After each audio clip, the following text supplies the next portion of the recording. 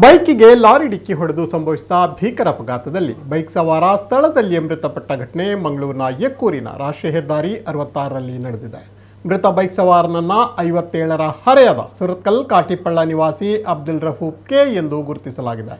Driving ಸ್ಕೂಲ್ನಲ್ಲಿ ತರಬೇತುದಾರರಾಗಿ ಕಾರ್ಯನಿರ್ವಹಿಸುತ್ತಿದ್ದ ಅವರು ಇಂದು ಮಧ್ಯಾಹ್ನ ಸಮಾರಂಭವೊಂದರಲ್ಲಿ ಭಾಗವಹಿಸಲು ಉಳ್ಳಾಲ ಕಡೆಗೆ ತನ್ನ ಬೈಕ್ನಲ್ಲಿ ತೆರಳುತ್ತಿದ್ದಾಗ ಅಪಘಾತ ಸಂಭವಿಸಿದೆ.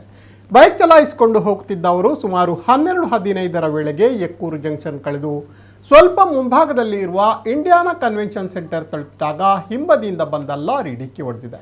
ಡಿಕ್ಕಿ ರಭಸಕ್ಕೆ ಬೈಕ್ ಸವಾರ ಬೈಕ್ ಸಮೇತ ರಸ್ತೆಗೆ ಬಿದ್ದಿದ್ದು ಲಾರಿಯ ಚಕ್ರ ಅಬ್ದುಲ್ ರೌಫ್ ಅವರ ಮೇಲೆ ಚಲಿಸಿದೆ. ಇದರ ಪರಿಣಾಮವಾಗಿ ಅವರು ಸ್ಥಳದಲ್ಲಿ ಸಾವನ್ನಪ್ಪಿದ್ದಾರೆ. ಅವರ ದೇಹ ಛಿದ್ರವಾಗಿತ್ತು.